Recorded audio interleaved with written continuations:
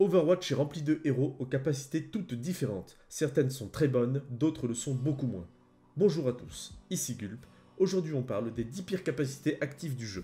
Avertissement. Il est tout à fait possible qu'un personnage apparaisse plusieurs fois dans le top. Certaines compétences étant extrêmement mauvaises, je ne pouvais me résoudre à ne pas les mettre dans ce top. N'oubliez pas que ce classement est subjectif et ne reflète que mon avis. Bonne vidéo. Je remercie bien évidemment Echo pour sa disponibilité et son assistance pour faire cette vidéo. Merci à toi.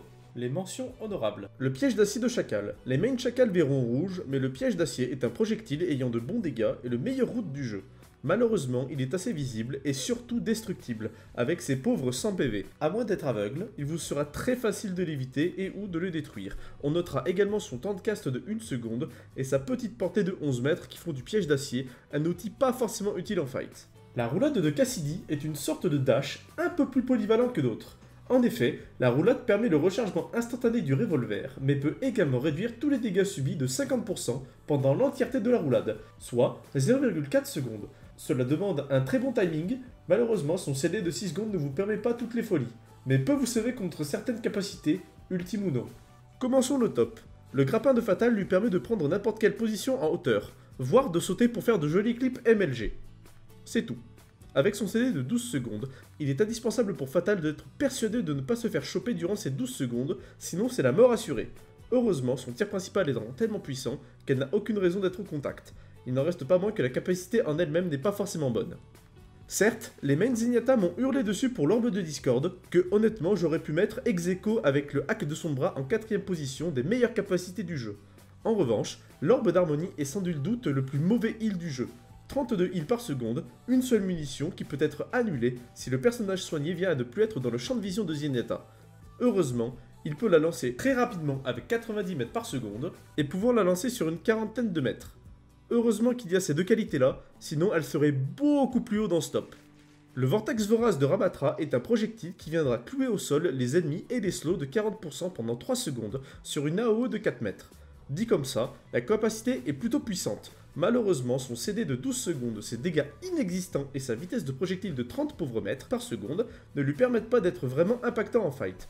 On repassera pour les unités volantes étant donné que le vortex vorace ne capte les ennemis qu'à 9 mètres ou moins, donc inutile pour toutes les Pharah, Echo ou autres personnages volants. Avec Soldat 76, vous pouvez courir.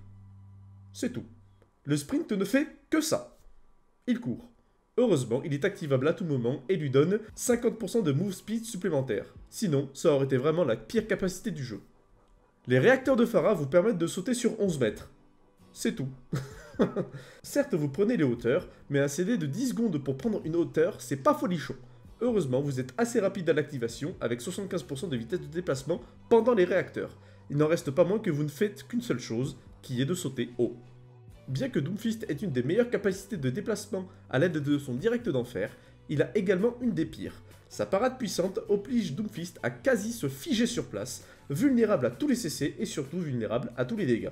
Certes, il les réduit de 80%, mais il n'en reste pas moins un plot inutile si on ne lui tire pas dessus, ou encore pire, si Doomfist a peu de points de vie, il se fera exécuter sans la moindre distinction. La voix des ombres de Faucheur est le genre de capacité où les joueurs pensent, mais pourquoi ? C'est une téléportation. C'est bien une téléportation. En revanche, une téléportation avec un cast de 2 secondes qui vous rend vulnérable à l'aller et également à la sortie, c'est clairement pas fou. Il n'est pas rare de voir ce genre de clip. Cette capacité est donc inutile à l'attaque comme pour battre en retraite, car trop lente à l'activation. On arrive dans le top 3, accrochez vos ceintures. J'ai beaucoup hésité entre la deuxième et la troisième. L'impulsion de Hanzo est un dash avec un CD de 4 secondes et une portée de 7 mètres. Il n'est pas possible de le reset avec un kill comme Genji, il n'apporte rien d'autre, c'est donc risible, mais clairement ce n'est pas la pire. L'élan régénérant de Vital est un dash avec un CD de 5 secondes, une portée de 6 pauvres mètres et lui redonnant 25 PV. Au cas où vous n'avez pas compris, c'est un dash sur une très courte distance ne lui redonnant que 25 pauvres misérables PV. Là où quasiment tous les personnages infligent au moins 30 voire 40 de dégâts par tir principal par seconde. Concrètement inutile. Enfin, pour terminer, la première place. L'inutilité à l'état pur, la consécration de l'absurde, la nullité à son paroxysme. La fameuse résurrection de Ange avec son cooldown de 30...